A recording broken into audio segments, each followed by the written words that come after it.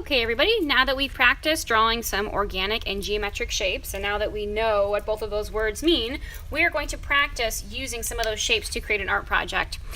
Next week, I'll give you more information about what this project is going to be, but just so you have an idea, it's going to look something like this. We're going to use geometric shapes, and we're going to use something called a grid to create patterns that look like a quilt. So I'll tell you more about what a quilt is next week, and then we're going to work with storytelling. So let's talk about that word grid. A grid is something that an artist might use, or you might have seen this in math class. It's just equal amount of boxes going up and down, left and right with straight lines.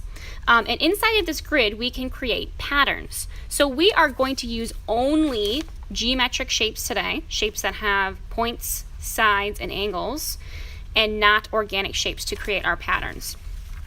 So here's how we're going to start. You have some example patterns at your table, and they are already fitting within a grid. You can use these to start and copy one of these patterns, or you can try your own.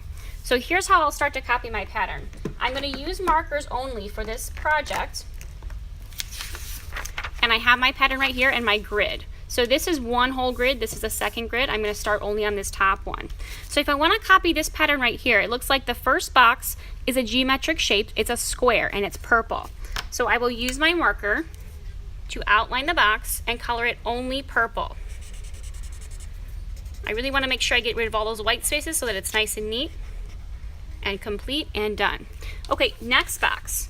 Two more geometric shapes, but this time it's two triangles. So I'm going to cut my box in half to make a purple triangle on top and then a green triangle on the bottom. Okay, next box. This looks more of like a bluish color, so I'll pick a bluish color, and it's just a square. So I'll color in my whole box. And as I get all the way down the row, I'll go to the next row, the next row, the next row, and I should be able to complete the whole pattern. Okay, so what is one thing that you're not allowed to do if you're going to make your own pattern and not look at the examples? You are not allowed to use those organic shapes. So organic shapes like circles, ovals, anything curvy, these really don't fit within the grid very well because they don't have angles, sides, and points like geometric shapes. So these are not allowed. I cannot do anything curvy. It doesn't even stick to the grid. I have to only do squares, triangles, so I can do a triangle any direction. I can flip it upside down. I can do smaller squares, rectangles. Anything that is geometric is allowed, and it fits within the grid perfectly fine. So let's check out what some other students have done in the past. If you don't want to copy the patterns from the baskets, think about how you can turn an object or any shape that you can see in the real world into a geometric pattern. So look at this flower right here. I'm only using squares and triangles to create the flower, but it still looks like a flower. I'm just using geometric shapes. Look at the end down here.